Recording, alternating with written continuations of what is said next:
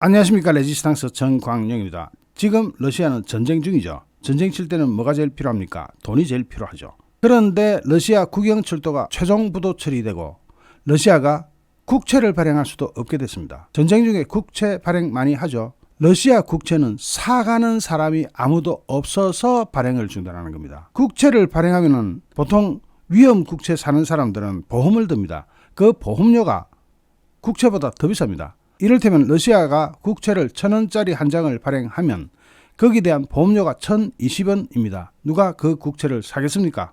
이런 상황이 되니까 실로아노프 러시아 재무부 장관은 러시아는 올해 국내 시장이나 해외 시장에 진출할 계획이 없다. 막대한 차입 비용으로 추가 국채 발행은 의미가 없다. 그래서 국채 발행을 중단할 것이다. 이렇게 얘기합니다. 큰 소리 빡빡 치는 거죠. 국채 발행을 중단하는 것이 아니라 못하는 겁니다. 1,000원짜리 국채를 보험료가 1,020원인데 누가 사갑니까? 그 국채를. 그러면 러시아가 전쟁은 쳐야 되겠는데 점점 더 돈줄이 말라붙어 간다는 것은 이제 정리가 돼가는 거죠. 흔히 친러파들은 러시아에 금이 잔뜩 있어서 금 가지고 루블화를 금본위 제도로 만들어서 세계에다가 루블화를 융통시켜서 달러를 이길 것이다 하는 데까지 진출을 하던데, 그렇다면 부도를 내지 말아야죠. 거기다가 당장 국채 발행이 안 되면 루블 국채 발행도 안 한다는 겁니다. 달러 국채 발행만 안 하는 게 아니라 아무도 안 사니까. 러시아 루블을 금본위 제도로 한다고 하면 그 루블은 누가 취급을 해준답니까? 아무도 취급 안 해줍니다. 그래서 그런 이야기는 꿈깨라입니다. 친러파들이 그런 이야기할 때 많이들 속아 넘어가더라고요. 아, 진짜 그래 되면 금이 한 더미 같이 있어가지고 러시아는 돈 많아서 걱정할 거 하나도 없다. 그런데 러시아 철도공사 RGD가 4월 11일 최종 부도 처리되었습니다. 우크라이나에서 전쟁이 발발한 이후 러시아 기업의 첫 디폴트 채무 불이행, 즉 부도입니다. 그것도 유예기간을 거쳐서 최종 부도 처리된 겁니다. 현지 시간 11일 블룸버그 통신부터 로이터 통신까지 전 세계 통신들은 이거 다 취급했네요. 등에 따르면 유럽 및 중동 아프리카의 신용 파생 상품 결정위원회 CDDC라고 할게요. CDDC는 이날 러시아 국영철도 회사인 러시아 철도가 발행한 돈도 얼마 안 돼. 2억 6,800만 달러, 약 3,311억 원 규모의 채권에 관해서 최종 디폴트 판정, 즉 최종 부도 처리를 했습니다. 러시아가 우크라이나에 침공한 이후 러시아 기업으로서는 첫 디폴트 사례가 나왔는데 지금 줄줄이 이제 연쇄부도 납니다. 자, 러시아 외화 국채는 이건 러시아 정부 거고, 그 다음에 가스프롬, 루크 오일, 모스크바 크레딧 뱅크, 버네시코놈 뱅크, MMC 노릴스크 니켈, 시브르 홀딩 뭐 너무 많습니다. 어쨌든 이게 쫙 전부 연쇄부도가 날 겁니다. 러시아 국채부터 러시아 정부 발행부터 다른 기업 발행까지 줄줄이 연쇄부도 싹 다 납니다. 왜 나느냐? 왜 이렇게 큰 소리 치면서 다 난다고 하느냐? 방법이 없어요. 달러가 있어도 방법이 없고 달러가 없었어도 방법이 없습니다. 달러가 있어도 그걸 결제 취급을 해줘야지 어떻게 빚을 갚지. 그런데 달러도 없고, 이번에 부도가 난 채권은 스위스 프랑입니다. 스위스 프랑, 달러가 아니에요. 스위스 프랑도 못 갖다 대가지고 결국 최종 부도 처리가 됐습니다. 달러가 아니라니까요. CDDC는 러시아 철도가 지난달 14일 이자 만기일은 물론 10일간의 유예 기간에도 채권의 이자를 투자자들에게 지급하지 못했다고 설명했습니다. CDDC의 이번 판정으로 러시아 철도의 디폴트 대비 보험 계약이 작동을 해가지고 투자자들이 상환받을 수 있는 금액 산정 절차가 이제 이루어질 예정입니다. 이 보험 들어놨으면 보험금 받아야죠. 부도가 최종 처리돼야 보험금 받죠. 부도가 최종 처리되었기 때문에 이제 보험금을 청구를 하는 겁니다. 이제 확실히 최종 부도 맞죠. 러시아 철도는 이번 이자 지급 실패가 서방의 경제 제재 때문이라고 주장하고 있는데, 이것도 뭐 자기네들이 변명을 하니까 그런 거고 사실은 돈이 없기도 하고, 로이터 통신에 따르면 러시아 철도는 지난달에 이자 지급을 시도했지만 환거래은행 네트워크 내 법적 규제적 준수 의무로 거부를 당해가지고 투자자들에게 이자를 전달할 수 없었다, 이렇게 설명합니다. 이자를 주고는 싶은데 전달을 할 수 없었다 이거죠. 이게 미국과 서방의 제재가 지대로 효력을 발휘하는 엄청난 효과입니다. 지금까지 제재를 비웃었다가 지금 제대로 두들겨 맞고 있는 거죠. 이미 미국과 EU는 현재 러시아 철도에 대한 금융거래와 자금 조달을 금지하는 제재를 걸어놓은 상태고, 그전에 미국 백악관은 자국 시장에서의 자금 조달을 금지한 13개 러시아 기업에 러시아 철도도 포함이 돼 있는 겁니다. 요거 다시 하려면 하나, 둘, 셋, 넷, 다섯, 여섯, 한 13개 되죠. 하여튼 요거 전부 다가 지금 연쇄부도 납니다. 러시아 국채 가지신 분, 이 영상 보시는 분 중에는 있는지 없는지 모르겠지만 13개가 쫙 연쇄부도가 납니다.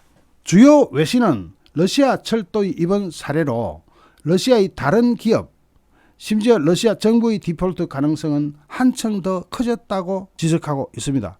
한층 더 커진 게 아니라 2층, 3층 더 커졌죠.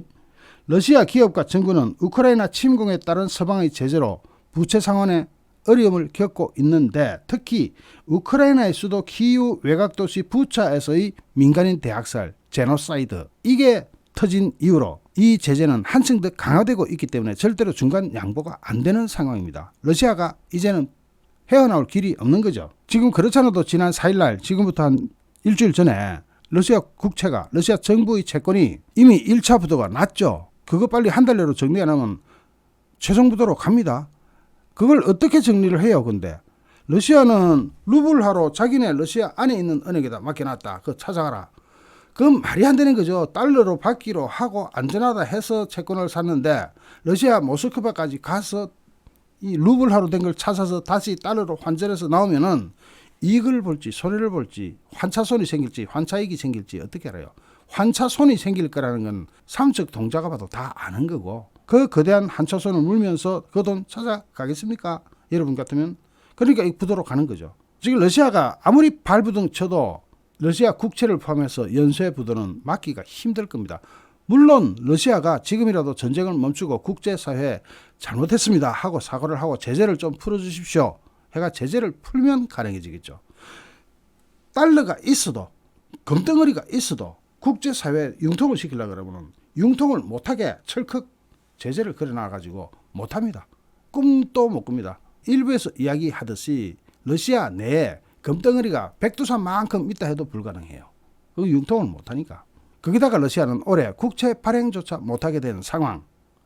실로아노프 러시아 재무부 장관이 올해는 더 이상 국채를 발행하지 않을 것이다.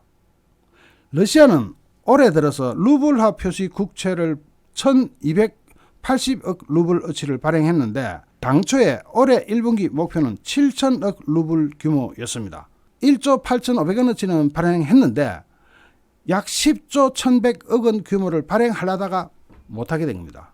자기네들은 안 하게 됐다 하겠지만은 이건 누가 봐도 못하게 된 겁니다. 그러면은 당장 8조 원이 넘는 그 자금 수요분은 어떻게 합니까? 국채 발행해서 메꾸기로 했는데, 국채를 10조 원을 발행해서 메꾸기로 했는데 고작 2조 원도 발행 못하고 문 닫아보게 생겼단 말입니다. 그러니까 나머지 8조 원의 현찰을 어느 나라 가서 누구한테 어떻게 빌려댈 것이냐, 그거 전쟁 자금인데 그게 당장 콧구멍이 틀어막히게 생긴 겁니다. 원래 세계 투자자들은 러시아가 우크라이나 침공을 하기 전까지만 해도 러시아 국채에 대해서 굉장히 우호적이었습니다. 우선 레버리지가 낮고 외환 보유고는 높고 러시아 정부 재정 상태가 봐도 양호하게 보이고 하는 것 때문에 러시아 국채가 인기가 좋았습니다. 그렇지만 서방의 제재 이후 분위기는 급변합니다. 해외의 자산은 동결돼 버리고 은행 결제망 스위프트에서 퇴출돼 버리고, 그러면서 러시아의 재정 상태가 크게 악화되면서 급기야는 달러 표시 채권 일부를 루블화로 상환하기에 이르렀습니다. 여기에도 미국의 제재가 작동했죠. 돈을 갚고 싶어도 달러를 미국 은행에 넣는 순간 철컥 제재에 걸려가 못 찾게 돼버리니까, 그래서 러시아 안에 있는 은행에다가 루블로 맡겨놓는다는 거죠. 그런데 러시아 안에 있는 은행에 넣어놔도 달러로 맡겨놔야지 왜 루블로 맡겨놔요? 그러면 신용 더 떨어지죠. 달러가 없다는 거 아니겠습니까? 아니면 달러가 더 급한 데 쓰이고 있다는 거 아니겠습니까? 지금 가스 팔고 기름 팔고 달러는 잔뜩 들어와. 들어오는데 그거는 어디에 쓴다? 전쟁 자금으로 써야 되고, 빚 깎는 데는 이렇게 순전히 무성의를 보이면서 찬밥 시세를 만들어버리는 거죠. 그 돈 다 어디로 갔는지 지금 탱크나 전투기나 미사일한테 물어보면 답 나오는 거죠. 지난 4일날 러시아 정부의 외화 부채 지급액은 2022년 만기 채권 원금 5억 5천만 달러하고 2042년 만기 채권이자 8,400만 달러하고 총 6억 4천만 달러에 달했는데, 이것도 1차 부도를 내버렸습니다. 이게 사유가 어떻든 이런 일이 발생하면 세계 채권 시장에서 러시아 국채는 얼어붙어 버립니다. 지금 현재 러시아의 1년 이내 디폴트, 1년 이내 부도가 날 것이다 하는 가능성이 역대 최고치인 99%까지 치솟았습니다. 99%를 하면 여러분 짐작되죠. 거의 부도났다는 겁니다. 그것도 날짜도 이제 한 20일밖에 안 남았죠. 거기다가 러시아 국채에 대한 보험료가 원금보다 더 비싼 기가 막힌 현상이 발생하니까 예를 들어 1,000억 원을 빌리면은 1,020억 원을 보험료로 내야 되는데 누가 그걸 사겠습니까? 못 사죠. 그럼 그건 바로 보험료가 더 비쌌어도 아니고 바로 종이 쪼가리라는 이야기랑 다름없기 때문에 아무도 안 사는 겁니다. 에비뉴 아셋 매니지먼트의 칼 윙 고정 수입 담당 책임자는 블룸버그에 러시아가 국채 발행을 하기로 했는가 중단하기로 했는가가 문제가 아니다. 할 수 있는가 할 수 없는가의 문제다. 국채 발행을 할 수 있느냐 국채 발행할 수 없느냐 이것이 문제다. 현 상황에서는 1차 발행을 위한 시장 자체가 사라지고 없다. 국채를 발행하려면 발행 시장이 있어야 되는데 발행 시장 자체가 사라지고 없다는 겁니다. 아무도 시장에 참여를 안 하니까. 러시아 실로아노프 재무부 장관은 우리는 투자자들이 원금과 이자를 지불금을 받을 수 있도록 모든 조치를 취했다고 하는데 저는 그것도 이상하고 두 번째는 취해도 못 찾아간다는 게 더 문제고 어쨌든 실루아노프 장관은 서방이 러시아를 디폴트로 진단할 경우 소송을 제기할 것이라고 했는데 소송을 제기하면 어디다 해요? 뭐 영국 법원으로 갑니다. 이럴 때는 대부분. 왜냐하면 영국에 그 채권 시장이 있으니까 영국 법원이 러시아한테 유리한 판결을 해주겠습니까? 참 실루아노프 장관도 멍청한 소리를 하고 있습니다. 그러면서 지도 알아요. 쉬운 과정은 아니겠지만 이렇게 얘기합니다. 지도 아는 거죠. 그게 말이 안 된다는 게. 쉬운 과정은 아니겠지만 러시아의 노력에 대해 법원에서 적극 증명할 것이랍니다. 이거 바로 영국 법원에 가봤자 증명 안 됩니다. 다만 구체적인 법적 대응 방법이 어떠냐 뭘로 할 거냐 거기에 대해서는 언급을 하지 않습니다. 지금 현재 러시아의 대외 채무 상황이나 해외 신용도 상황은 바로 부도 직전이고 부도가 언제나도 이상하지 않은 상황입니다. 물론 한 20일 여유가 남았지만 러시아 국채도 국가채권도 역시 최종 부도 처리가 될 겁니다. 그 확률은 99%입니다. 그러면서 전쟁자금 지금 전쟁자금 어떻게 되는지 여러분 다 짐작하실 겁니다. 지금 석유하고 가스하고 팔아가지고 그 돈으로 전쟁자금 되고 있는 모양인데 그것도 계속 마이너스 상태입니다. 그렇게 석유하고 가스하고 팔아가지고 벌어들이는 달러보다 전쟁자금으로 나가야 되는 달러가 더 많아서 그것도 마이너스예요. 러시아는 더군다나 해외에 제재에 묶여있는 러시아 자금도 못 찾아갑니다. 이름도 못 찾아갑니다. 전쟁 배상금으로 처리될 거예요. 그거는 이제 나중 일이니까 모르겠지만 어쨌든 그렇게 될 확률이 너무 높아요. 그렇게 따지면은 러시아는 전쟁에서 이겨도 망하는 겁니다. 나라가 망해버려요. 거기에 대한 피해는 고스란히 러시아 국민들이 감당해야 됩니다. 그렇게 되면 러시아는 엄청난 인플레야 모든 물자 부족 현상에 시달리게 될 텐데 그래도 친러파들이 이야기하듯이 가스하고 기름 많고 식량 자급자족 한다.